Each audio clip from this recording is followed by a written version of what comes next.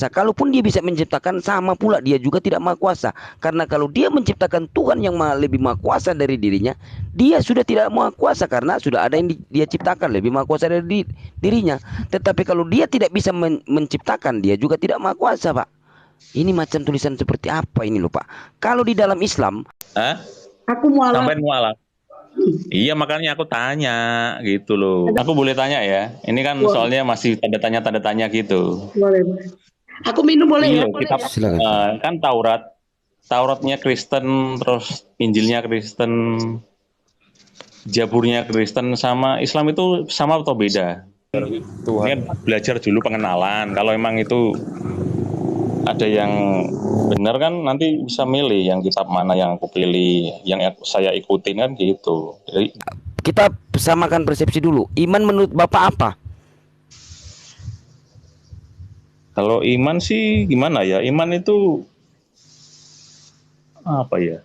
Terus di Injil itu, di Injilnya Al-Quran itu dijabarkan atau mungkin dijelaskan nggak mengenai Isa Al-Masih itu dari kecilnya terus dari sampai dewasanya itu ada nggak? Kalau Injil kitab Kristen kan istilahnya lengkap, komplit dan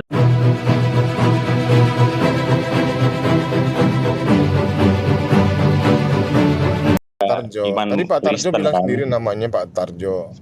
Bang Sidi bilang Pak Zuber. Oh, Pak Tarjo. Ya, siap. Pak Tarjo, jadi udah punya iman ya? Kacau. Iya ya. Ya. Ya. Nah sekarang gini, ini sesuai yang tertulis ya, kan gini ya. Saya cuma tanya aja ke Pak Tarjo nih. Ini kan sesuai letterlek yang tertulis Matius 17:20 gitu kan. Gini, Yesus berkata kepada mereka, karena kamu kurang percaya sebab aku berkata kepadamu, sesungguhnya sekiranya kamu mempunyai iman, ya kan, sebesar biji sawi saja, ya kan, sebesar biji sesawi saja kamu dapat berkata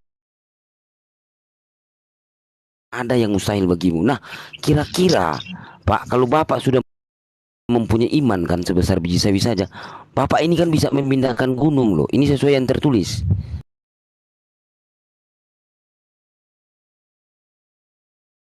Gitu loh ya. Kira-kira bisa nggak Bapak mempindah gunung yang ada di Bapak itu terus pindah ke tempat saya? Ini saya cuma tanya aja ya Pak, sesuai yang tertulis gitu loh. Pentol korek api aja, Bang. Iya, atau pentol korek api aja gitu loh. Nah, kan ini yang sesuai yang tertulis gitu loh. Sesuai yang ada yang di Matius 17:20. Mungkin apa penanggapan Bapak tentang di Matius 17:20 ini? Silakan, Pak. Ya, kalau itu sih logikanya aja ya. Logika sih. Kalau logika kan bisa dipahami ya. Betul nggak? Iya, teruji itu. Ya. Jadi soal ayat itu sih kalau menurut pribadi ya, saya juga bukan pendeta, saya juga sama seperti orang-orang Kristen-Kristen ya KTP biasa lah, cuman kan banyak mau belajar gitu loh, kita belajar sama-sama kan, gitu. Kalau menurut aku pribadi sih perenungan itu, ayat itu ya mengenai iman kan itu, iman kan, ya iman itu kan juga kembali ke kehendaknya, izinnya, atas kehendaknya gitu kan. Entah itu bisa pindah atau enggak, itu kan atas kehendaknya, atas izinnya. Kalau itu memang itu Tuhan Allah itu mengizinkan, menghendaki, kenapa tidak? Ini enggak berbicara izin di sini, Pak. Karena gini, firman dari Tuhan Sang Pencipta, ya mungkin ada semua jawaban apa yang tertulis gitu loh ya Pak ya. Gitu. Tapi gini loh, ini cerita gini. Yesus berkata kepada mereka, karena kamu kurang percaya, sebab Yesus berkata loh, berkata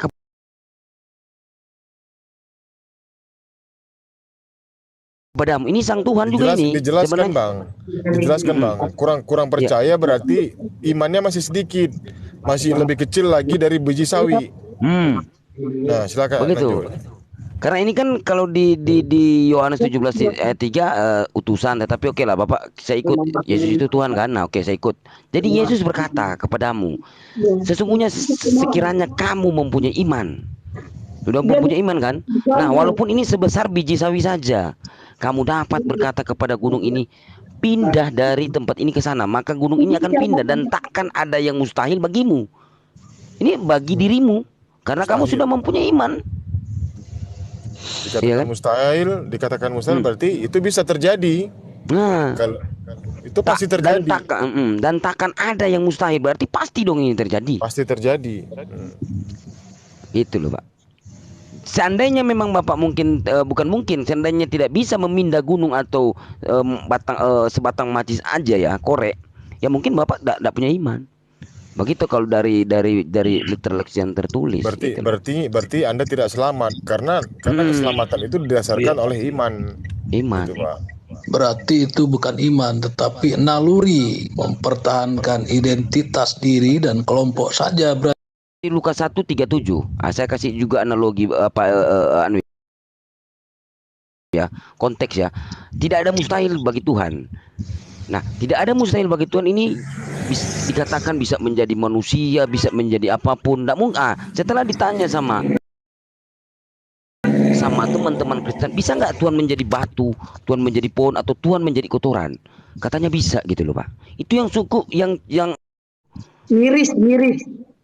Nah, sementara di Lukas 1:37 ini satu aja yang coba kita tanya, mustahilkah bagi Tuhan mustahilkah bagi Tuhan menciptakan Tuhan yang lebih maha kuasa pula dari dirinya? Karena di situ kan tidak ada yang mustahil. Jawabannya cuma dua, Pak. Kalau mustahil berarti Tuhan itu tidak maha kuasa. Kalaupun dia bisa menciptakan, sama pula dia juga tidak maha kuasa. Karena kalau dia menciptakan Tuhan yang lebih maha kuasa dari dirinya, dia sudah tidak maha kuasa karena sudah ada yang dia ciptakan lebih maha kuasa dari dirinya. Tetapi kalau dia tidak bisa menciptakan, dia juga tidak maha kuasa, Pak. Ini macam tulisan seperti apa ini loh, Pak. Kalau di dalam Islam, Allah itu maha besar, nggak mungkin dia jadi maha kecil. Allah maha suci, nggak mungkin dia jadi maha kotor.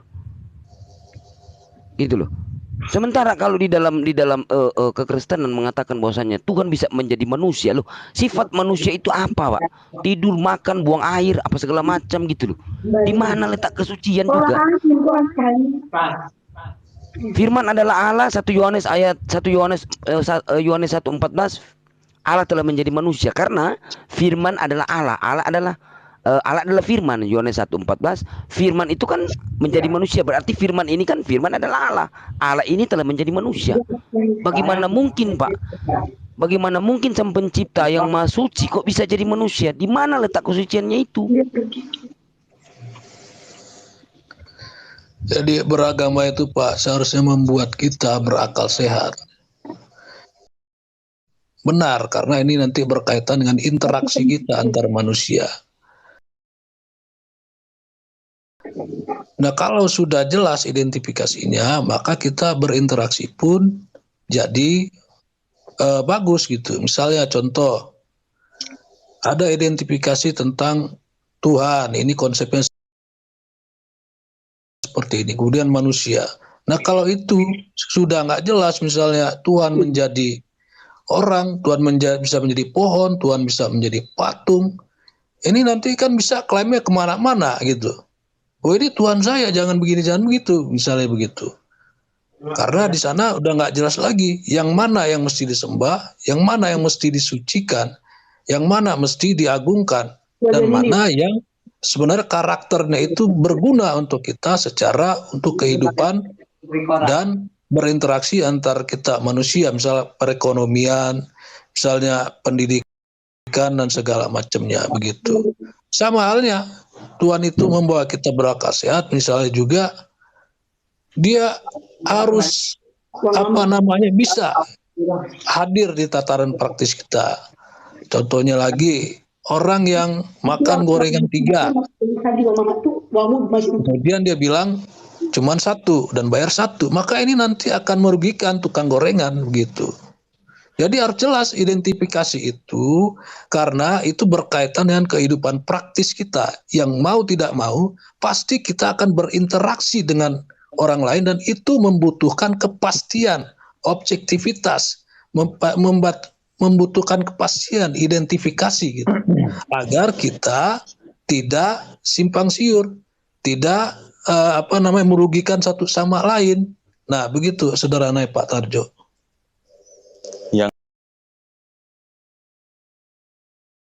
kitab Alkitab Kristen atau kitab Islam?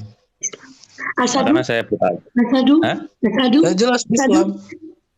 Karena Asadu. Islam itu al-Islamu ya'lu Kan wa la mana yu'la yang harus alaihi. aku pilih, mana yang harus aku Bang, ikuti? Bang Tarjo, Bang aku mualaf loh. Hah? Aku mualaf. Sampai mualaf. Iya makanya aku tanya gitu loh. Ada mereka. Kan tanya boleh toh. Kalau aku ini ceritaku ini ya, aku itu kalau aku lihat ini Alkitab, ini aku ada Alkitab, ada Al-Quran. Jadi setelah aku perbandingkan, itu memang jauh banget ceritanya. Bahkan di Al-Quran itu tahu nggak Bang? Tahu nggak? Abang udah nikah belum? Sudah. Ah, di sini tidak diajarkan kan kalau abang berhubungan seperti apa bagaimana.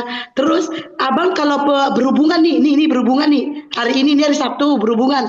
Terus besok pergi ke gereja udah cukup mandi gitu aja kan? Ya kan? Ya. Nah, Ya. di dalam Islam diajarin Bang, mandi wajib namanya, mandi junub, menghilangkan najis habis berhubungan badan. Tuh, Masya Allah kan? Nah, Ya. jadi kita ini harus suci menghadap Allah. Jadi kita habis berhubungan, diwajibkan kita mandi junub, mandi wajib. Nah, jadi begitu abang mau menyembah Allah, abang juga harus wudhu, suci. Jadi wudhu kan luar biasa. Di situ aja loh, kita ambil pelajaran di situ aja. Menghadap Allah harus suci, berarti benar dong. Betul kan? Ya. Benar kan? Buku yang membahas tentang urusan rumah tangga itu judulnya bisa ribuan itu Pak. Itu rumah tangga doang itu. Misalnya tentang tadi yang Bu Blok BP ini bilang tentang apa cara berhubungan segala macam. Luas banget cakupannya, ajarannya dan lengkap paripurna begitu. Misalnya tentang ini juga kewajiban Iya. suami Saya mau menafkahi tanya nih. Iya. dan Tanya lain-lain. soal kitab. Tanya soal kitab nggak apa-apa ya. Aku berani jamin ya, aku berani jamin agama Islam itu benar, Al-Qur'annya benar. Aku berani jamin hidupku sendiri, nyawaku sendiri. Ya. Dan Abang, kalau aku menyesatkan Abang, maka aku yang pantas masuk neraka. Kalau aku menyesatkan Abang. Jadi kami ini tidak ada yang mau menyesatkan abang. Kami ini berbaik hati. Ayolah kami ngasih tahu bang, agamamu gini loh, ini loh, gitu. Kami meluruskan. Biar apa? Biar abang bisa ambil perbandingan dan abang belajar. Kami tidak memaksa. Tidak memaksa, keputusan ada di tangan abang. Jadi kami ini ayo kita masuk surga sama-sama. Ayo kawan, kami sayang kalian. Sayang banget. Ayolah kita masuk surga sama-sama. Tuh loh. Kalau kami di antara kami yang mengajarkan ajaran sesat, neraka jahanam tempatnya. Itulah. Neraka jahanam. Kalau kami, siapapun kami di sini yang mengajarkan kesesatan sama abang, neraka jahanam tempatnya. No. Tapi kami gak mau melakukannya bang. Kami ini ayo kita ke surga sama-sama. Dan kalau nih abang masuk Islam, nah seandainya abang masuk surga, abang tidak melihat aku, katakanlah kepada Allah, abang mengenal aku di TikTok. Ya Allah, aku kenal itu di mana dia. Tuh. Jadi kita itu di sini itu diajarin saling mencari, saling mengenal teman satu sama lain gitu. Masya Allah. Aku boleh tanya ya. Ini kan soalnya masih tanda tanya gitu. Boleh. Aku minum boleh ya? Kitab kan Tauratnya Kristen, terus Injilnya Kristen, Jaburnya Kristen, sama Islam itu sama atau beda? Sama atau beda? Beda. Kutipannya yang asli yang mana gitu loh? Kutipan keasliannya atau mungkin diilhamkan itu yang benar tuh yang Tauratnya Islam atau Tauratnya Kristen yang dipunyai kitabnya Kristen kan ada Taurat, Jabur, ya Injil. Islam juga gitu, ada Taurat, ada Jabur, ada Injil. Itu yang benar yang mana? Jadi gini bang. Saya menjelaskan bang. Silakan. Oh bang Erik silakan bang Erik. Silakan. Aku mau satu. Kalau silakan bang Erik. Ya, gini loh Pak. Taurat itu bukan miliknya orang Islam Pak. dan Injil itu juga bukan kitabnya orang Islam. Taurat itu miliknya Nabi Musa, di mana adalah ilmu-ilmu ataupun perintah-perintah serta Enggak, ajaran ini kan Tuhan. belajar dulu pengenalan. Kalau emang itu ada yang benar kan nanti bisa milih yang kitab mana yang aku pilih, yang saya ikutin kan gitu. Dari awal dulu lah, dari permulaan dulu kita untuk mengenal itu. Kalau memang itu benar, benar ini ya ikut ini, ikut di situ gitu kan, ikut Islam atau Kristen kitabnya gitu. Yang benar yang mana, sama atau beda gitu.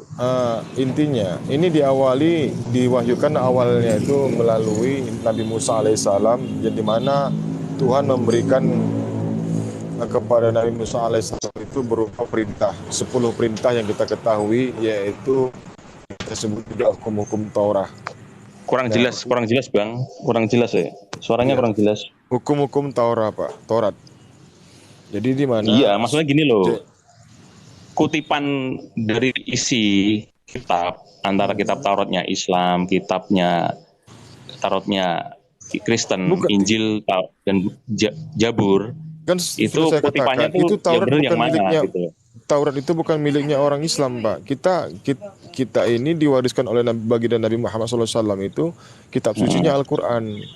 Nah, kami di sini diperintahkan oleh Allah untuk mengimani bahwasannya kitab-kitab sebelum Al-Quran itu sudah pernah diturunkan oleh para nabi, yaitu Nabi Musa alaihissalam, Nabi Daud alaihissalam, dan Nabi Isa alaihissalam. Kan dikutip di kitab, ditulis di Alkitab, di Al-Quran itu ditulis tidak gitu loh maksudnya.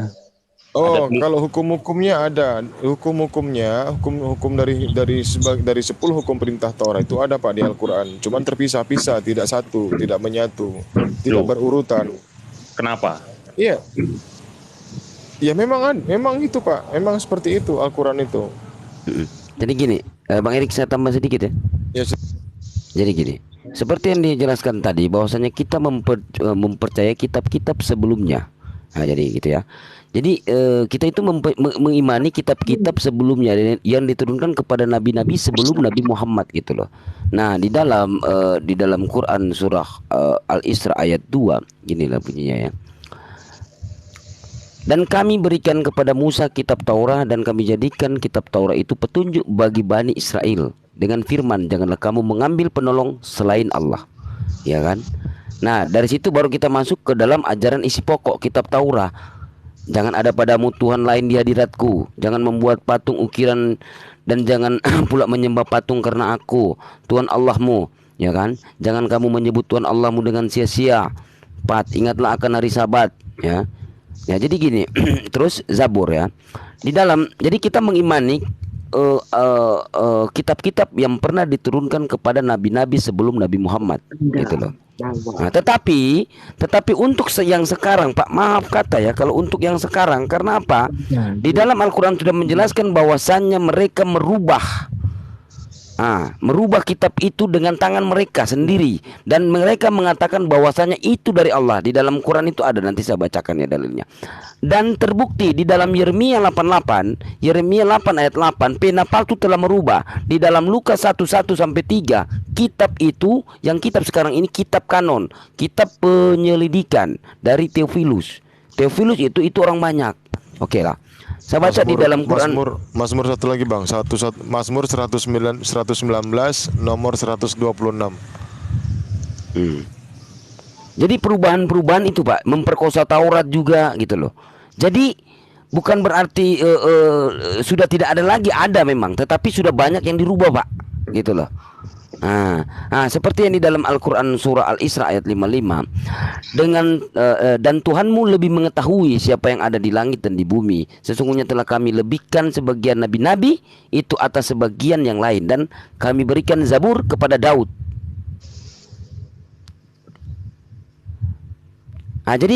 Jadi kalau kita mau bahas itu juga mungkin Bapak agak panjang sedikit, tapi mungkin Bapak bisa pelajari dulu, baca-baca tentang Al-Quran. Karena begini, Pak, la ikraha fid din, tidak ada paksaan di dalam Islam. Kami hanya menyampaikan, Pak, hanya menyampaikan aja. Tidak ada paksaan di dalam Islam, karena yang menanggung dosa itu Bapak sendiri, gitu loh. Nah, coba saya buka ya di dalam 10 hukum Torah ya. 10 hukum Torah yang ada di dalam Al-Quran ya. 10 hukum Musa. Ini.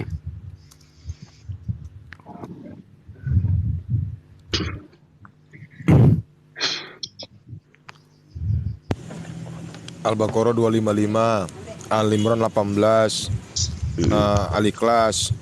Nah, jadi gini. Banyak itu. Oke ya. banyak. Di dalam Quran surat ya termasuk itu juga Bang Erik. Nah, di dalam Quran Al-Hasyr ayat 23, gini bunyinya. Tiada Tuhan selain Allah, dialah yang tiada Tuhan selain Allah, Raja yang maha suci, yang maha sejahtera, yang mengaruniakan keamanan, yang maha memelihara, yang maha perkasa, yang maha kuasa, yang memiliki segala keagungan. Maha suci Allah dari apapun yang mereka persekutukan. 2. Jangan menyembah berhala. Di dalam Quran surat Al-Baqarah ayat 22. Dialah yang menjadikan bumi sebagai hamparan bagimu dan langit sebagai atap, dan dia menurunkan air hujan dari langit, lalu dia menghasilkan dengan hujan itu segala buah-buahan dan rizki untukmu. Karena itu janganlah kamu mengadakan sekutu-sekutu bagi Allah, padahal kamu mengetahui. Nah, ini sekutu-sekutu ini termasuk berhala, patung ya. 3. Jangan mempersekutukan Tuhan. Di dalam Quran surat An-Nisa ayat 116, sesungguhnya Allah tidak mengampuni dosa mempersekutukan Tuhan dengan dia, dan dia mengampuni dosa selain syirik. Bagi siapa yang dikehendakinya, barang siapa mempersekutukan sesuatu dengan Allah, maka sesungguhnya ia telah tersesat sejauh-jauhnya. Jadi ini jangan mempersekutukan Tuhan. Nah, tetapi di sini ada asbabun nuzulnya juga, ini yang turun akan terjadi. Tetapi kalau misalnya ya Bapak kan ini misalnya contoh, Kristen ini kan menyembah selain Tuhan. Sekarang mereka bertobat dan kembali menyembah kepada Allah, itu diterima dosanya. Nah, yang dimaksud dengan di sini dosa tidak dapat diampuni syirik, kecuali kalau dia tidak bertobat. Selama dia masih bertobat diampuni, karena ini ada asbabun nuzulnya juga, ini yang turun. Asbab musabab ayat ini turun gitulah. Nah, terus 4, kuduskanlah hari Sabat. Hai orang-orang beriman, apabila disuruh untuk menunaikan sholat Jumat, maka bersegeralah kamu kepada mengingat Allah dan tinggalkanlah jual beli. Yang demikian itu lebih baik bagimu jika kamu mengetahui. Quran surat Al-Jum'ah ayat 9. Hormati Sabat. orang Ya. Kalau Sabatnya Islam apa? Kalau Jumat. Kristen kan Masehi pakai hari Minggu, kita gunakan hari Minggu, betul. Kalau Islam Sabatnya apa? Jumat ya. Nah, di sini 5, hormati orang tuamu dan Tuhanmu telah memerintahkan supaya kamu jangan menyembah selain Allah, dan hendaklah kamu berbuat baik pada ibu bapakmu dan dengan sebaik-baiknya. Jika salah seorang di antara keduanya atau kedua-duanya sampai berumur lanjut dalam pemeliharaanmu, ini maksudnya pemeliharaanmu ini tinggal bersama-sama kita gitu loh, kedua orang tua kita ini hidup bersama-sama kita udah tua, kita kasih makan gitu kan, kita biaya apa segala macam. Nah, di sini ada penegasan, maka sekali-kali janganlah kamu mengatakan kepada kedua orang tua kepada keduanya perkataan dan janganlah kamu membentak mereka, dan ucapkanlah kepada mereka perkataan yang mulia. Quran surat Al-Isra ayat 23. Nah, terus 6, jangan membunuh. Dan barang siapa yang membunuh seorang mukmin dengan sengaja, maka balasannya ialah Jahannam, kekal ia di dalamnya, dan Allah murka kepadanya dan mengutuknya serta menyediakannya azab yang besar baginya. Selama kalau dia masih bertobat, tobatan nasuha insyaallah, dan dia berjanji tidak mau mengulangi, diampuni dosanya. Gitu loh. Nah, terus ada juga di dalam Quran surat An-Nisa ayat 29 ya. Hai orang-orang yang beriman, janganlah kamu saling memakan harta sesamamu, dan janganlah dengan jalan yang batil, kecuali dengan jalan perniagaan yang berlaku dengan suka sama suka di antara kamu, dan janganlah kamu membunuh dirimu, sesungguhnya Allah adalah Maha Penyayang kepadamu. Nah, terus jangan berzina. Laki-laki yang berzina tidak mengawini melainkan perempuan yang berzina atau perempuan yang musyrik, dan perempuan yang berzina tidak dikawini melainkan oleh laki-laki yang berzina atau laki-laki musyrik, dan yang demikian itu diharamkan atas orang-orang yang mukmin. Nah, di sini juga ada di dalam Quran jangan berzina ini, wala taqrabul zina juga ada ya. Janganlah engkau mendekati zina, mendekati pun tak bisa. Nah, terus 8, jangan mencuri. Laki-laki yang mencuri dan perempuan yang mencuri, potonglah tangan keduanya sebagai pembalasan bagi apa yang mereka kerjakan sebagai siksaan dari Allah. Ya kan? Allah Maha Perkasa lagi bijaksana. Nah, di sini yang dimaksud dengan potong tangan, sahabat dulu Pak, karena di dalam Al-Quran mengatakan taati Allah, taati Rasul, dan ulil amri. Ulil amri yang dimaksud dengan ulil amri itu pemimpin. Seperti contoh, kita berada di dalam Indonesia, berarti pemimpinnya presiden. Aturannya itu yang kita pakai, gitu loh. Karena Allah menegaskan itu, taati Allah, taati Rasul, taati ulil amri, pemimpin. Nah, seperti itu. Jadi kalau misalnya kita mencuri, ya ini bisa bukan juga potong tangan, karena kita mengikuti ulil amri, presiden yang di sini, gitu kan, kayak gitu. Nah, 9, jangan bersumpah palsu. Kalau yang kamu serukan kepada, itu tadi di Quran surat Al-Maidah ya, ayat 38, yang 8 tadi ya.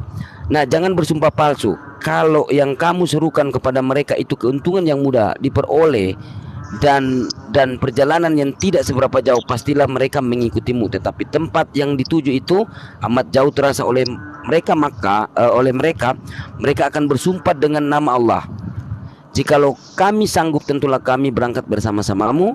Mereka membinasakan diri mereka sendiri, dan Allah mengetahui bahwa sesungguhnya mereka benar-benar orang yang berdusta. Oke, 10 ya. Jangan menginginkan milik orang lain. Diwajibkan atas kamu apabila seorang di antara kamu kedatangan tanda-tanda maut, jika ia meninggalkan harta yang banyak, berwasiat untuk ibu, bapak, dan karib kerabatnya secara ma'ruf. Ini adalah kewajiban atas orang-orang yang bertakwa. Quran surat Al-Baqarah ayat 180. Ini satu lagi. Dan berikanlah kepada anak-anak yatim yang sudah balik harta mereka. Jangan kamu menukar yang baik dengan yang buruk, dan jangan kamu makan harta mereka bersama hartamu. Sesungguhnya tindakan-tindakan menukar dan memakan itu adalah dosa yang besar. Jadi poinnya, kalau di anak-anak yatim, ya kita sebagian harta kita itu ada hak, itu ada kewajiban yang kita harus berikan kepada anak-anak yatim, orang miskin, kepada anak-anak yatim, fakir miskin, dan orang-orang tua jompo, gitu Pak. Saya tambahin sedikit Pak. Silakan Bang. Enggak. Oke, sebentar. Selamat malam Bang Maulana. Malam. Agama apa Bang? Ini sih saya sih agamanya non Muslim ya Bu ya. Kristen ya. Iya. Oke. Saya boleh berbicara sedikit gak ya? Iya Pak tuh. Ya. Ya, kita saya... sabar Bung. Itu Bang Tejo juga kan belum selesai juga. Nanti Siap. selepas Mau Bang Tarjo aja dulu. Oke. Kan Bang tukang daging mungkin ada penyampaian tadi sedikit, baru juga ditambahin sama Bang Tejo. Jadi Bang Tarjo. Taurat, Jabur, terus yang Injil gimana Injil? Kutipan Injilnya tertulis di Al-Quran gimana? Sama enggak sama yang di kitab Injil Kristen? Maksudnya Pak, Kalau gini. Iya, tadi kan kitab Itu kelahiran Isa itu memang menyebutkan ya Bang Erik ya. Ini kalau di Kristen itu kan silsilahnya Yesus tuh sampai dari kelahiran sampai akhir kan gitu, itu ada itu di Injil. Kalau di Islam kan Injil ada juga, terus Injilnya itu gimana? Apa sama lengkapnya atau gimana gitu loh. Saya kan belum pernah buka. Jadi gini Pak, jadi gini ya. Seperti yang paparan pertama itu, bahwasannya kita mengimani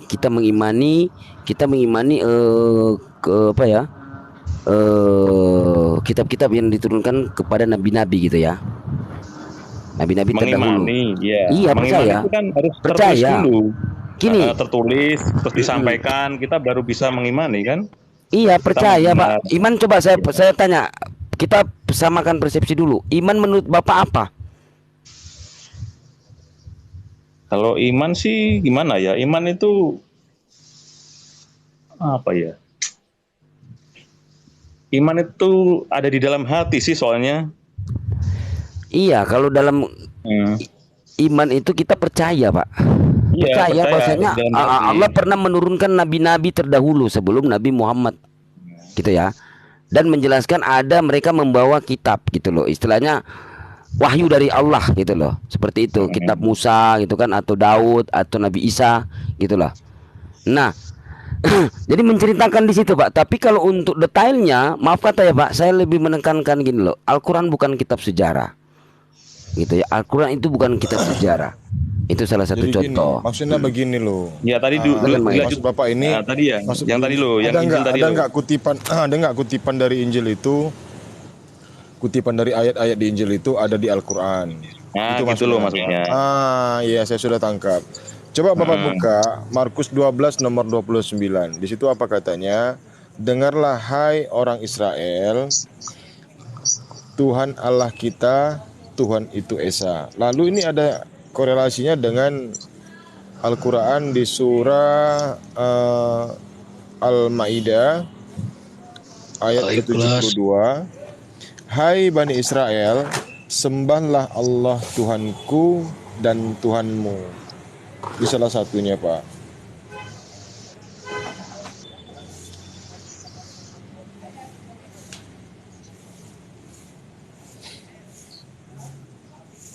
Gimana, Pak? Sudah Bapak buka ayatnya Markus 12 nomor 29?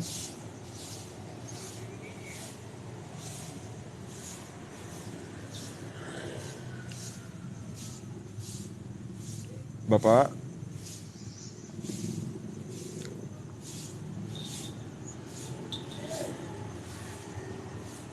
Ya lanjut, siapa, Bang Sidik atau Bang Tukang Daging mungkin mau menambahkan?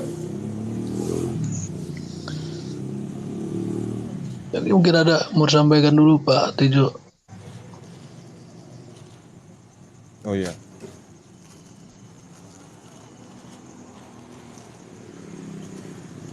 Iya, tadi gimana? Udah ada.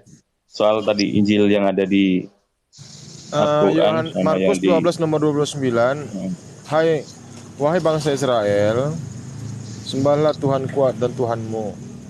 Itu kan gini korelasinya ya, ada di abang-abang gini ya. Al-Maidah Saya minta maaf loh ya. Kalau sudah di dalam Al-Quran atau di dalam kitab Kristen itu karena sudah ada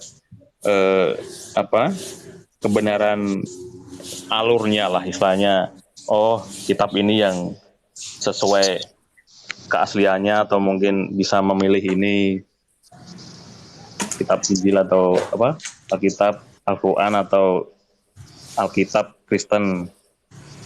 Kalau memang itu dicek keasliannya kan kita bisa mempelajarinya gitu loh. Yang saya bingungkan kan itu, kenapa di Islam kok ada Injil gitu loh. Kenapa ada Taurat, kenapa yang aslinya yang mana kan gitu.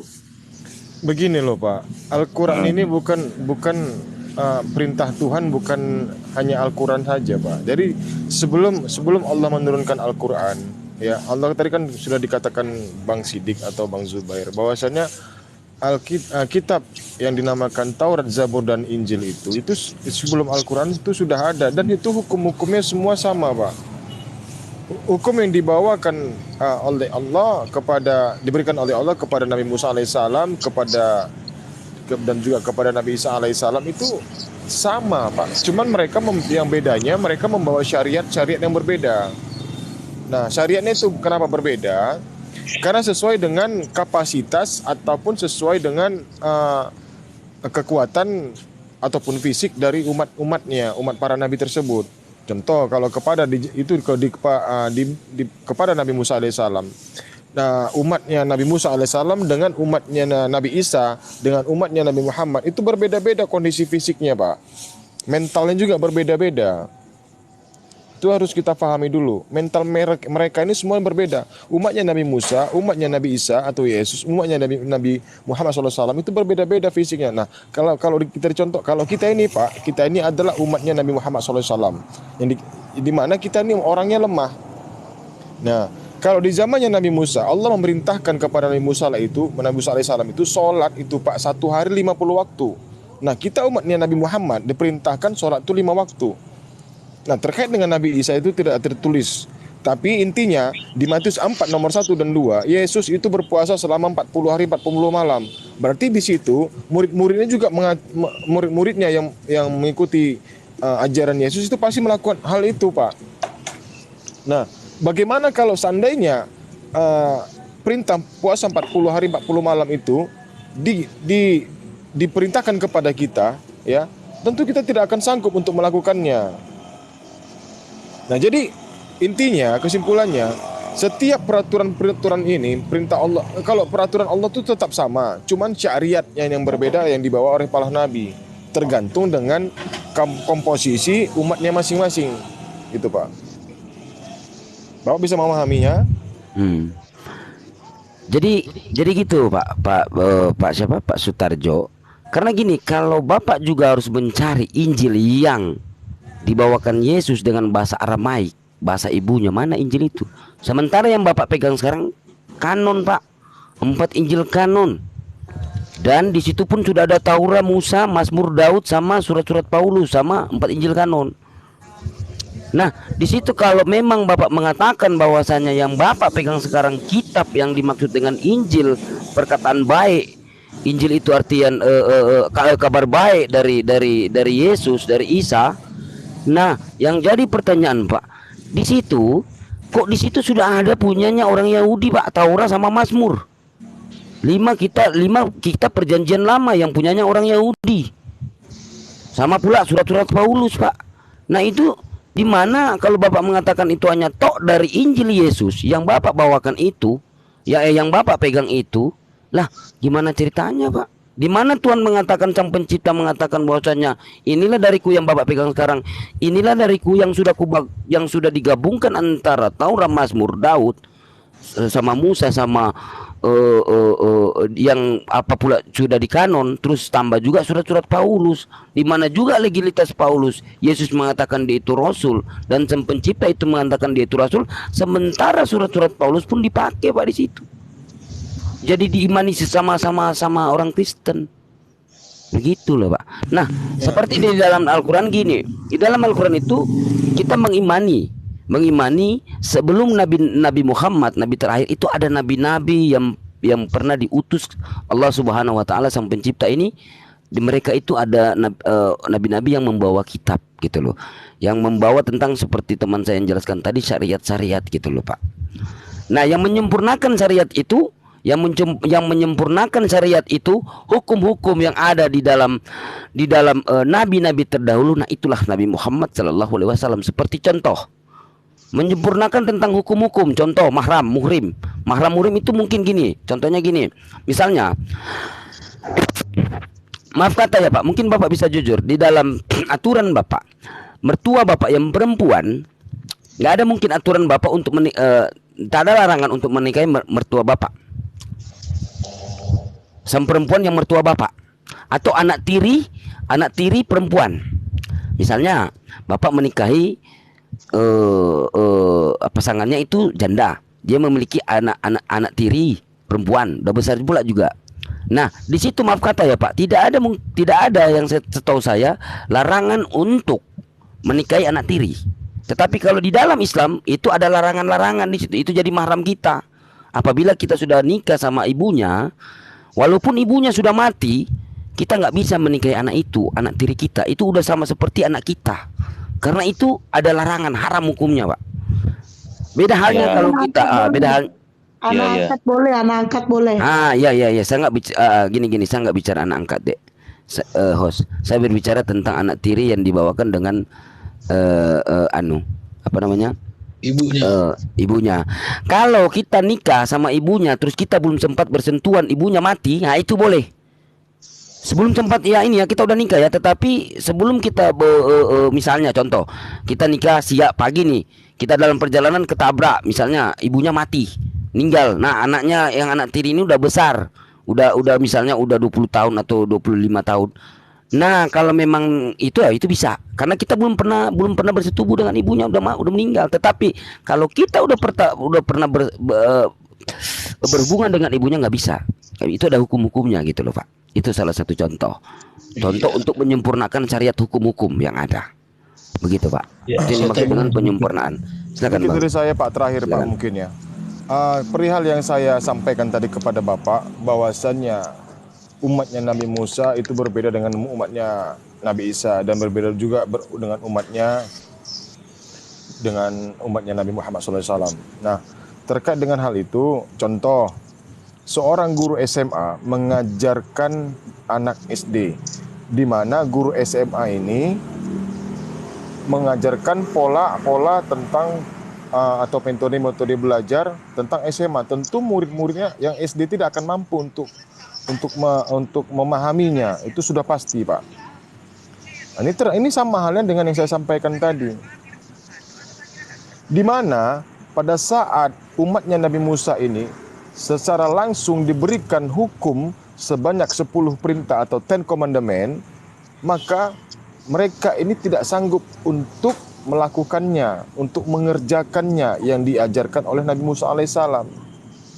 Sehingga mereka dari antara mereka masih banyak yang mempersekutukan Tuhan. Lalu sampailah ke Nabi Isa alaihissalam. Kenapa beliau ini ada di dunia?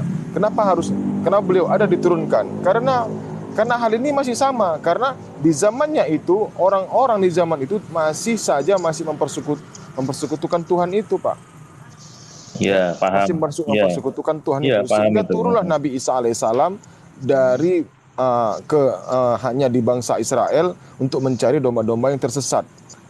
Nah, begitu juga dengan Rasulullah SAW. Di zamannya Nabi Isa alaihissalam, umat itu masih mempersekutukan Tuhan. Ya, masih tetap mempersekutukan Tuhan. Dan mereka menganggap tetap Tuhan itu satu. Tapi nyatanya, Tuhan itu lebih dari satu bagi mereka.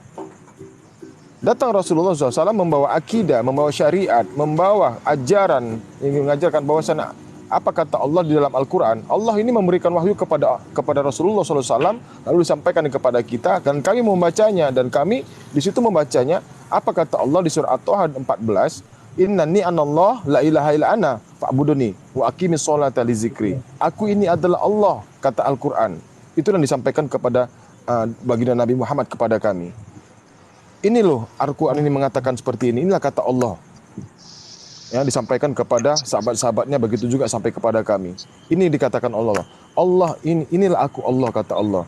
Ya, tidak ada Tuhan selain aku, kata Allah. Sembahlah Allah, ingatlah Allah, dan sholatlah dengan apa yang diperintahkan oleh Allah. Itu, Pak. Ya mungkin ini terakhir ya, pertanyaan terakhir soal kitab tadi ya. Nanti setelah itu kita bisa lanjut mengenai dalil-dalil gitu ya. Kan kita mengenai kitab dulu ini. Kita pengenalan kitab dulu, nanti kalau sudah pengenalan kitab baru ngomongin dalil-dalilnya. Terus di Injil, itu di Injilnya Al-Quran itu dijabarkan nggak? Dijabarkan atau mungkin dijelaskan nggak mengenai Isa Al-Masih itu? Dari kecilnya, terus dari sampai dewasanya, itu ada nggak? Kalau Injil kitab Kristen kan istilahnya lengkap, komplit dari kecil, dari lahir sampai wafatnya gitu, sampai ke terangkatnya lah. Kalau orang Islam bilang itu percaya diimani, emang dia terangkat, itu sampai akhir, istilahnya seperti itu. Kalau kitab Kristen, Injil Kristen itu dari lahir sampai terangkatnya itu ada. Kalau di Al-Quran gimana? Ada enggak? Kalau dari Al-Quran itu hanya di mana ya, di dalam ibunya sampai dia melahirkan gitu loh. Itu ada lengkap, itu ada datanya, saya itu ada. Tapi kalau untuk menceritakan tentang, makanya saya bilang tadi, Pak, ya, untuk menceritakan kehidupan dia dari kecil dia sampai besar nggak. Nah, sementara kalau Bapak juga mengatakan bahwasanya di dalam Bible itu bahwasanya lengkap cerita, enggak. Karena gini, di mana Yesus pada waktu itu dari umur 12 dia menghilang, nanti dia ada di umur 30 ya kalau nggak salah, Bang Erik ya. Dari 12 sampai sekian itu nggak ada datanya. Kalau aku sih, kalau ini tak potong ya. Emang itu ada beberapa dipertanyakan dan tanda tanya, dan itu dipertanyakan emang banyak tokoh-tokoh ya. Orang-orang emang udah pada dipertanyakan, jawabannya pun belum ada yang akurat 100%. Kalau aku pribadi loh, Yesus itu dari masa 12 tahun ke atas, saya pikir dia menginjil. Ya menginjil lah, dia memang memberitakan kabar baik. Pak, kita nggak boleh berasumsi, Pak. Kalau tidak tertulis, kita nggak boleh mengatakan hal yang tidak ada, Pak. Itu nggak boleh, Pak. Kita tidak boleh berandai-andai. Ini kitab suci, Pak. Gajah juga bisa Iya, kitab suci. Masa diculik kan gitu? Saya juga nggak tahu. Tapi kan misinya, maaf loh ya, ini misinya Yesus itu kan Anda juga mempercayainya Dia juga turun dari Allah kan gitu. Misinya kan mengabarkan kabar baik, gitu aja kan. Ya itu intinya Iya, tapi misinya kalau itu. hal itu tidak tertulis, Pak, itu nggak boleh sebenarnya, Pak. Kalau di kami di Islam, Pak, kami tidak boleh mengada-ngadakan yang tidak ada, Pak. Kami Ya, tidak boleh. Walaupun itu kita pikir bagus ya narasinya, itu kalau tidak ada tertulis kami tidak bisa untuk Takut. menjabarkannya. Nggak boleh, Pak, nggak boleh. Takut Ya. sama Allah gitu. jadi yang itu dilewatkan aja, terus langsung tiba-tiba umur 33 atau 30 tahun ya, lupa aku juga. 33 tahun tiba-tiba muncul juga menyampaikan pemberitaan mukjizat dan lain-lain. Ya kan? Itu di Al-Qur'an juga ada di umur segitu. Itu. Terakhir kalau dalam penjelasan itu diangkat ya Bang Erik ya. Diangkat Allah ya itu. Kalau dari proses dari ibundanya Pada saat dia baru dilahirkan ada, Pak, kisahnya. ya. Itu Lahir lengkap itu langsung, ceritanya. jadi lahir Maryam. lahir langsung diangkat gitu ya. Belum, Pak, belum. Oh, belum. Pada saat lahir memang ada kisahnya. Jadi membuktikan kekuasaan Tuhan itu, bukan Tuhan itu yang harus turun bagi kami umat Islam, Pak, ya. Bagi kami umat Islam, untuk membuktikan Tuhan itu ada, membuktikan kekuasaan Tuhan itu memang benar-benar nyata, nggak harus Tuhan yang harus turun. Jadi dia menjadikan salah satu dari kita umat manusia, walaupun itu bagaimanapun itu semua dia lahirnya itu semua kehendak Tuhan. Itu salah satunya. Jadi kekuasaan Tuhan salah satunya kepada Nabi Isa alaihissalam itu lahirnya seorang anak laki-laki dari seorang wanita yang benar-benar suci tanpa disentuh laki-laki manapun yang bukan muhrimnya, sehingga lahirlah dari rahimnya si ibunda Siti Maryam. Ini salah satu mukjizat yang diberikan Nabi Isa alaihissalam, dan itu adalah salah satunya kehendaknya Tuhan. Kehendak Tuhan, Pak, karena firman Tuhan tadi disampaikan kepada Jibril menyampaikan kepada ibunda Siti Maryam bahwasannya akan lahir anak di dalam rahimmu, kata Jibril, malaikat ya. Malaikat di sini sebagai utusan. Lalu pada saat di dalam masih dalam momongan, Nabi Isa alaihissalam berkata di surah Maryam ayat ke-30, qala inni abdullah atani alkitaba wa ja'alani nabiyya. Nabi Isa berkata, aku ini adalah hamba Allah. Aku diberikan kitab oleh Allah dan aku dijadikan nabi oleh Allah. Itu membuktikan kekuasaannya kepada orang-orang Yahudi yang tidak mempercayai ketuhanan itu.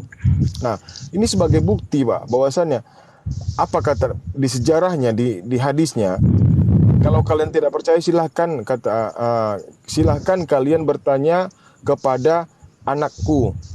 Apa mungkin dia bisa berkata tiba-tiba dengan kekuasaan Allah, Nabi Isa alaihissalam yang masih dalam momongan, masih dalam gendongan sang ibu, dia mampu berbicara kepada orang Yahudi di zaman itu. Ya, masih bisa berbicara secara tegas bahwasanya dia mengakui, aku ini adalah hamba Allah dan aku diberikan kitab dan aku dijadikan nabi oleh Allah. Itu, Pak. Itu mukjizatnya juga, Pak, yang kedua kalinya. Nah, Oke. Jadi saya tambahkan sedikit ya. Jadi kalau untuk kelahiran itu mungkin Bapak Bapak bisa buka di dalam Quran surat Maryam ayat 16 sampai 26. Nah, di sini kalau kita lihat proses waktu surat Maryam itu yang di Quran surat 16 dan cerita ini bunyinya. Dan ceritakanlah kisah Maryam di dalam Al-Qur'an ya, yaitu ketika ia menjauhkan, ini Maryam ya, ibu Maryam menjauhkan diri dari keluarganya ke satu tempat di sebelah timur. Nah, di dalam Quran surat Maryam ayat 19 ini. Nah, terus sampai di Quran surat terus di Quran surat 25, Quran surat Maryam ayat 25, dan goyanglah pangkal pohon korma itu ke arahmu. Niscaya pohon itu akan menggugurkan buah kurma yang masak kepadamu. Nah, kalau cuman saya di akun ini nggak bisa open cam. Kalau bisa saya open cam, nah saya akan tunjukkan peta itu gitu loh. Maka makan minum bersenang hatilah kamu dan melihat seorang manusia. Ini di Quran surat Maryam 26 ya. Sesungguhnya aku telah bernazar berpuasa Maha Pemurah, maka aku akan berbicara kepada seorang manusia pada hari ini. Nah, terus kalau kita masuk di dalam Al-Quran surat Maryam anak sungai ini, di dalam Quran surah 22 sampai 26 ya. Ini ada menceritakan tentang sungai gitu. 22. Quran surat Maryam ayat 22. Nah, maka mengandunglah ia menyaksikan diri dengan kandungannya itu ke tempat yang jauh. 23 pohon korma, ia merasa sakit anak manusia. Ini mana ya sungai ya? Ini di dalam Quran surat Maryam ayat 4. Maka Jibril menyerunya dari tempat yang rendah, janganlah kamu bersedih hati, sesungguhnya Tuhanmu telah menjadikan anak sungai di bawahmu, dan goyanglah pohon korma ini. Jadi dan goyanglah pangkal pohon kurma itu ke arahmu, niscaya pohon itu akan menggugurkan buah kurma yang masak kepadamu. Jadi Ibunda Maryam bersandar di situ. Nah, kalau kita lihat dari peta dari Yerusalem, Bethlehem, terus saya nggak bisa open cam ya. Kalau di akun satu bisa. Jadi di sini ada Yerusalem, terus Bethlehem sama Jericho. Nah, di bawah Jericho ini ada sungai yang dimaksud tadi itu, sungai. Nah, kalau kita lihat dari letak kota Yerusalem, kemudian arahkan kita pandangan ke sebelah timur, kota ini akan menemukan kota Bethlehem sebagaimana disebutkan di dalam Al-Qur'an 19:16-21. Nah, disinilah malaikat Jibril memberikan kabar kepada Maryam bahwa beliau akan mengandung Nabi Isa. Nah, lanjutkan pada jadi di sini kota Bethlehem ada menemukan anak sungai Yordan. Nah, di sini ya, menemukan di mana terdapat anak sungai Yordan di sebelah utara Laut Mati, dan kota itu bernama Jericho.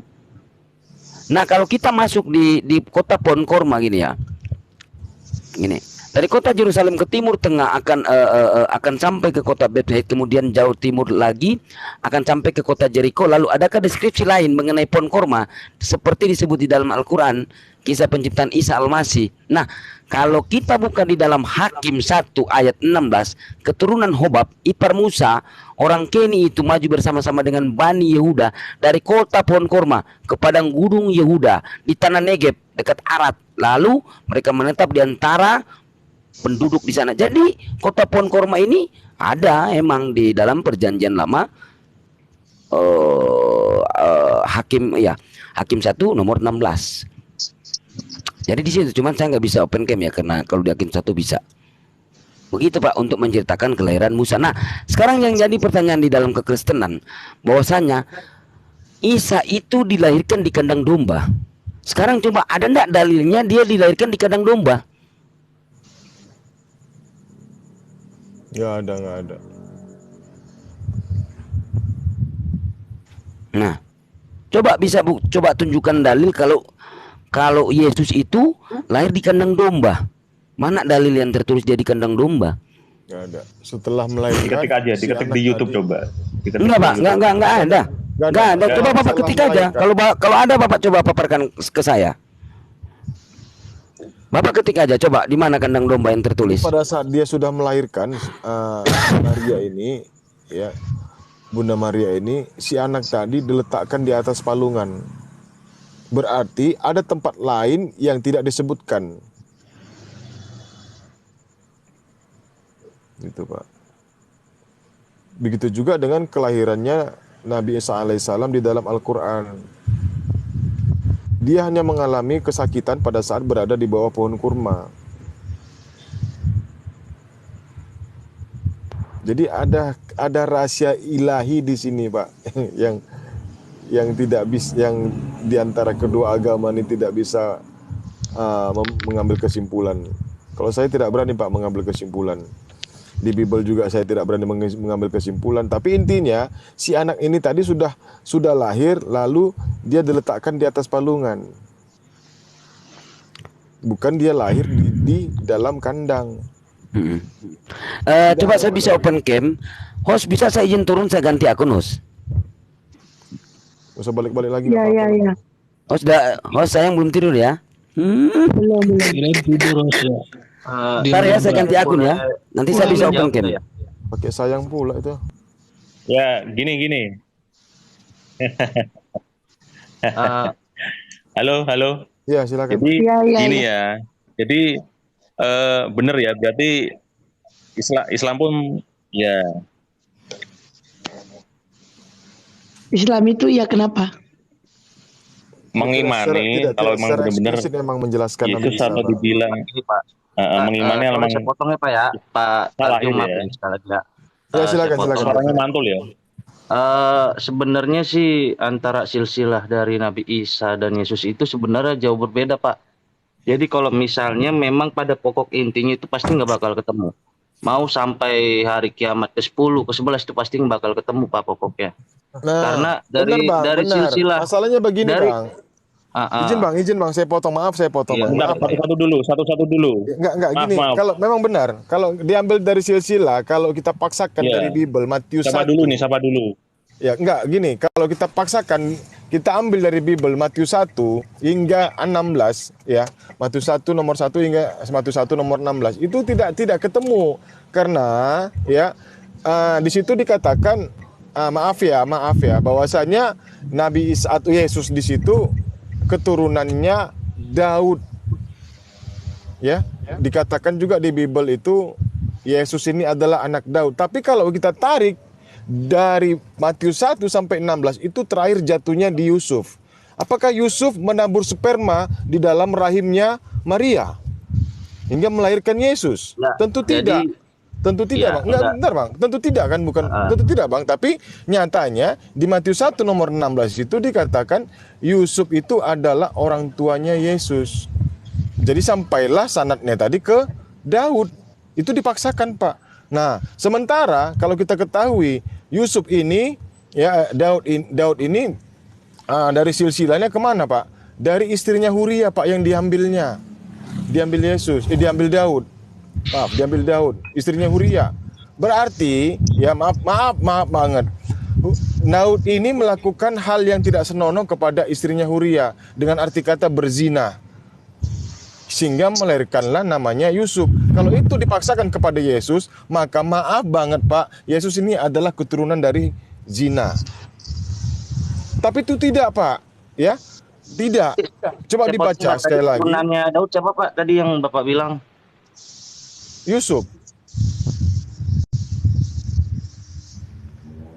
Coba dibaca. Dari anak yang perkawinan dia kan diawalkan di 2 Samuel 11 hingga 2 Samuel 12 itu kan ya Daud kan mengambil istri Huria ya. Lalu dia ya melakukan seperti itulah. Lalu kan si Huria kan dibunuh, dipenggal kepalanya oleh Daud. Kan begitu kan berzina dia dengan Batseba. Nah dari keturunan Batseba inilah sampai ke kalau dipaksakan sampai ke Yesus. Ini suatu penghinaan Pak sebenarnya. Tapi Sebenarnya gini Pak. ya silakan. Gini. Ya, sudah Potongnya Pak ya. Sebenarnya gini. Sebenarnya sih makanya yang dari tadi saya lihat sih pokok perinti perdebatannya itu antara Yesus dengan Nabi Isa ya Pak ya. Makanya tadi Diskusi, Bang. Diskusi, bukan debat, Bang. Diskusi Pak Tarjo tadi ya, Pak Tarjo Abu tadi menanyakan tentang silsilah Yesus dengan Isa sampai bahkan makanya saya bilang sampai memang kiamat ke-10 atau 11 itu silsilah nggak bakal ketemu Pak. Karena memang begini loh. Karena memang kalau di seberang coba saya boleh tanya dengan Pak siapa namanya Pak kalau boleh tahu Pak yang Erik. tadi Pak Erik ya. Ya, coba Pak saya boleh bertanya silsilah Isa itu atau Yesus itu di dalam Al-Qur'an itu seperti apa gitu. Kalau di anaknya Imran itu ada di surah Al-Imran ayat ke-35 hingga ke-37 yang berbunyi Bismillahirrahmanirrahim. Idza qalat imra'atu Imran rabbi inni nazartu laka ma fi batni muharraran fataqabbal minni innaka antas samiul alim.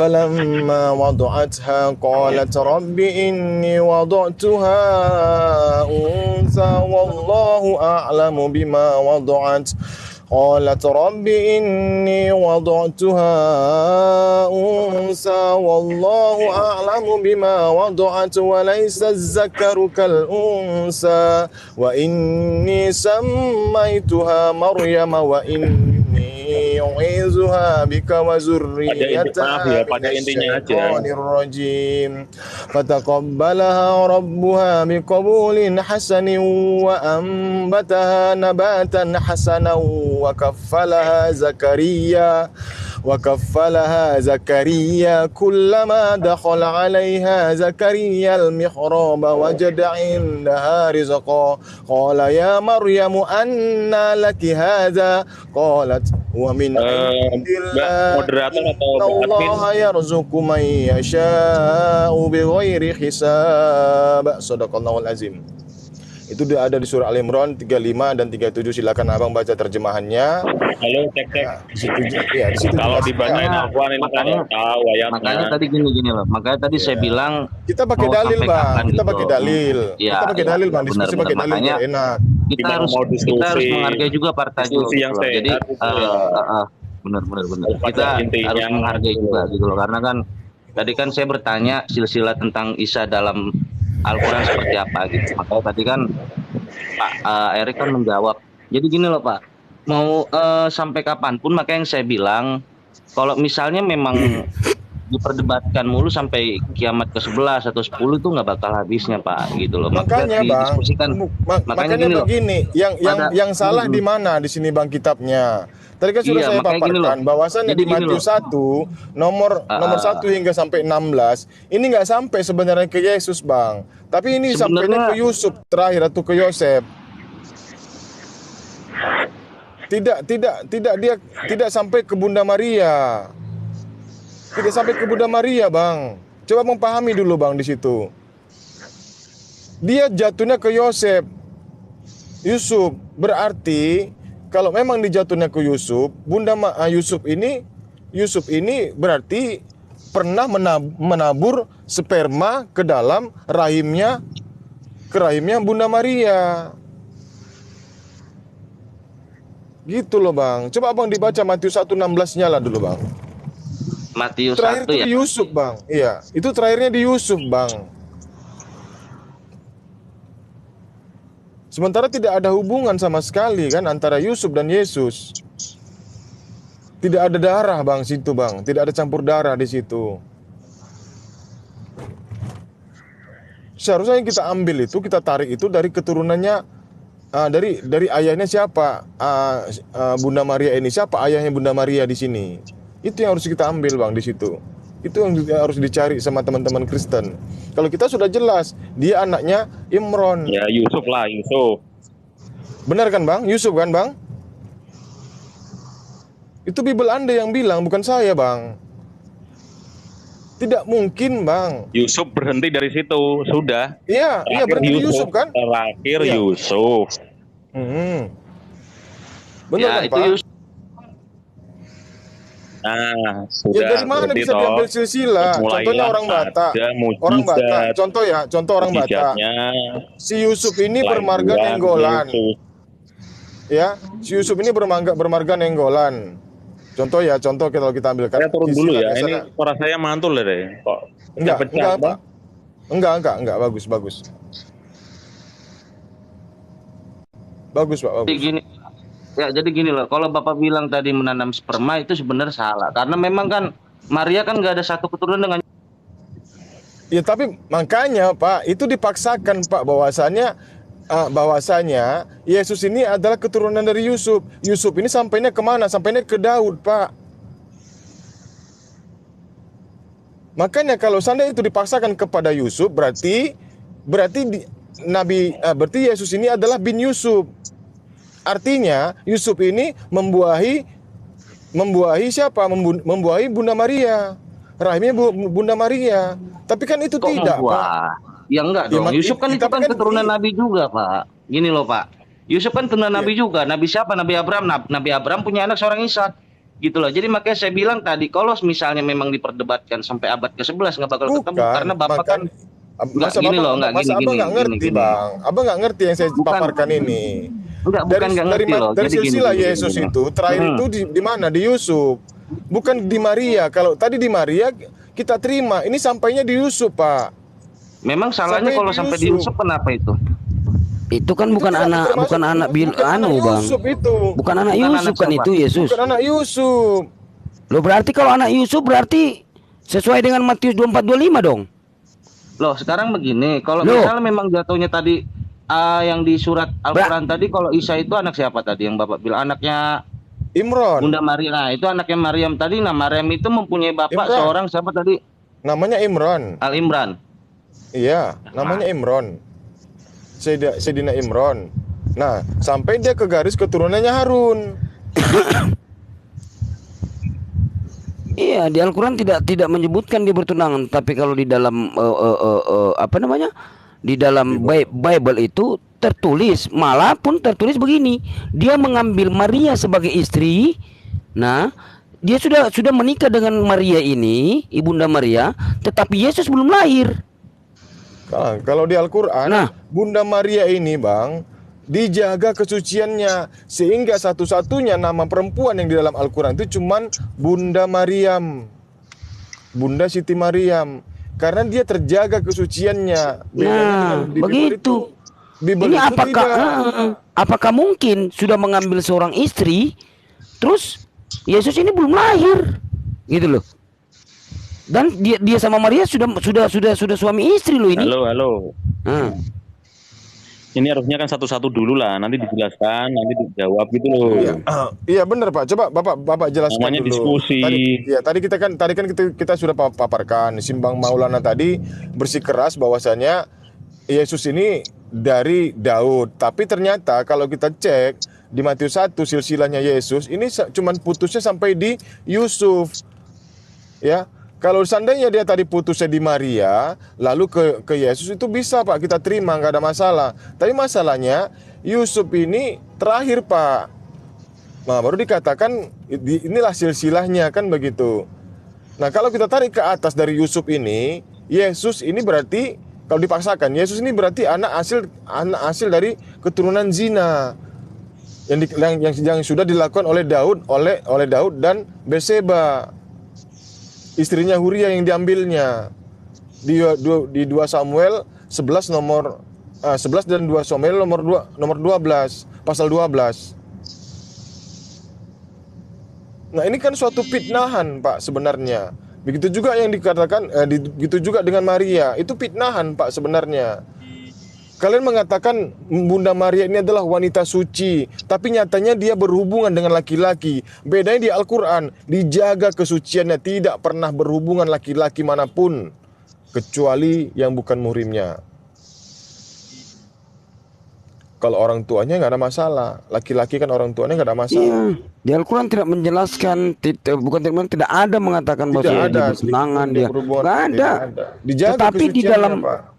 Di dalam Bible mengatakan bahwasannya di Matius 1:24-25 memang tertulis tidak sudah mengambil istri tapi tidak menyetubui sampai tidak berhubungan sampai Yesus lahir. Tetapi apakah sekarang sudah menjadi istri loh Pak? Dan di waktu dia mengambil Maria sebagai istri, apakah kita tahu umur berapa waktu itu Maria mengandung? Kalau masih 2 bulan, apakah tidak melakukan hubungan suami istri? Nah ini apakah termasuk tentang fitnah atau tidak di sini tertulis? Jadi intinya atau maksudnya dari intinya Bible ini ya mentengarai bahwasanya Yesus ini diterima Pak di tengah-tengah orang bangsa Israel. Supaya apa? Ya, karena supaya dia ada orang tua kandungnya Pak, dua-duanya. Jadi sehingga Maria ini tidak dituduh berzina. Ya, dia diterima Pak di kalangan Israel, padahal tidak. Buktinya setelah dia dewasa menjadi nabi, menjadi guru, dia dibunuh Pak. Berarti kan dia ditolak Pak dari awal. Begitu juga dengan kisahnya di Al-Quran. Memang Nabi Isa ditolak Pak, kedatangannya ditolak. Apalagi dengan ajaran-ajarannya oleh bangsa Yahudi yang tegar tengkuk. Ditolak Pak ajarannya sehingga dia mau dibunuh. Dibunuh tapi pun dia diselamatkan oleh Allah. Iya. Itu Maulana turun ya? Iya turun, dia nggak tahu dia. Mungkin dia baca-baca Bibelnya dulu, nggak apa-apa deh. Oh. Kalau dikatakan itu dipaksakan itu, ya Yesus itu adalah anak Daud, itu udah penghinaan Pak, sudah fitnah, ya sudah fitnah. Keturunan dia itu dari mana asal muasalnya? Dari istri Huria yang diambil Daud. Itu Pak. Jadi dari Maria ini Pak sendiri pun tidak ada di situ diterangkan siapa ayah kandungnya Maria, ini tidak ada, saya rasa Pak. Tidak ada Pak. Iya. Jadi sebenarnya pukulan yang terhebat ini untuk orang Kristen ya, teman-teman Kristen, di Matius 1:24-25. Karena dia sudah mengambil istri Maria, tetapi Yesus belum lahir. Memang tertulis tidak berhubungan sampai Yesus. Apakah anak itu nggak bisa berpikir kayak ini teman-teman Kristen? Gitu loh.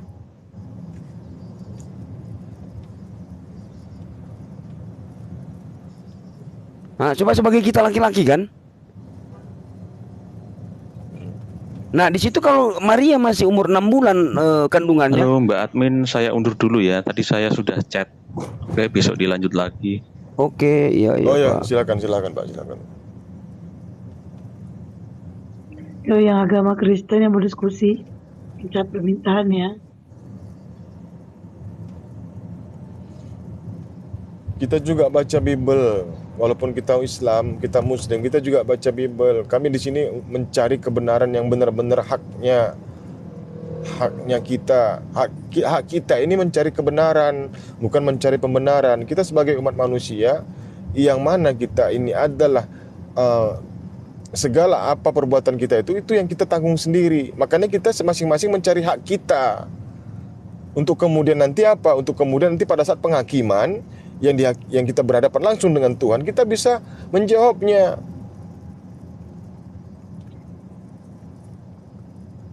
Iya.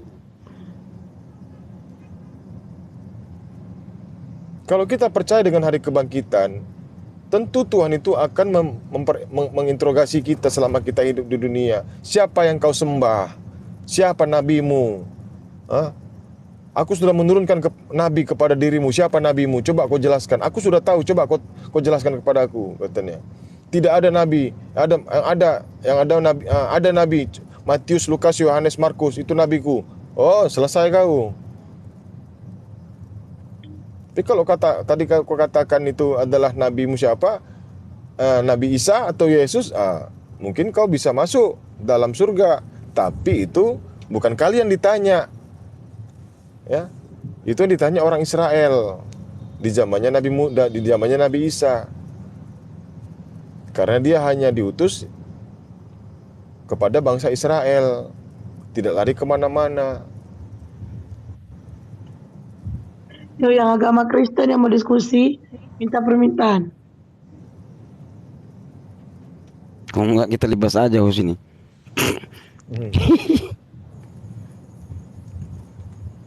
Kalaupun itu berbenturan dengan Matius 28 ayat 16 sampai 20 atau 18 sampai 20, berarti Yesus berkehendak sendiri, ya. Padahal dia hanya diutus oleh Tuhannya oleh bangsa Israel, dan dia mengajarkan Injil itu tidak boleh keluar dari Samaria, kota Samaria, yaitu Yerusalem. Tidak boleh. Itu Yesus memerintahkan kepada murid-muridnya, jangan kau bawa ajaran ini keluar dari kota Samaria, kota ini, kata Yesus. Matius 10 nomor 5 dan 6. Nah, kalau dia mengatakan baptislah semua bangsa muridku, jadikanlah semua bangsa muridku, dan baptislah mereka atas nama Yesus, Roh Kudus dan Bapa, begitulah segala macam. Nah, berarti dia berkehendak sendiri. Sementara kehendak Tuhannya itu dia diutus oleh bangsa Israel, tidak kemana-mana, tidak ke seluruh bangsa. Ya, kalian harus pahami itu. Aku berkata-kata bukan kehendakku sendiri, melainkan Dia yang mengutus aku. Sudah pelan-pelan kami mengutarakan ini. Sudah kami coba untuk membuka pola pikir kalian, akal pikir kalian, teman-teman Kristen. Silahkanlah kalian baca lagi Bible kalian. Buang dulu dogma kalian, ya, tentang Yesus itu adalah Tuhan. Dibuang dulu itu. Dibuang. Kami membaca Bible kalian bukan dengan iman, tapi dengan akal. Begitu juga kami dengan Al-Quran. Kami gunakan dulu membaca itu dengan akal, bukan dengan iman. Setelah kita pahami, barulah kita beriman. Bahwasannya Tuhan yang di dalam Al-Quran itu benar-benar nyata adanya. Apa bukti-buktinya semua yang di dalam Al-Quran itu? Itu bukti nyata yang kita lihat sekarang. Beberapa banyak fenomena-fenomena alam yang kita ketahui ya, gampang kita bukanya di mana, di YouTube itu banyak. Itu sudah terjelaskan semuanya di dalam Al-Qur'an. Kita baru tahu di zaman ini, tapi Al-Qur'an 1400 tahun yang lalu sudah menjelaskan itu semua. Oke.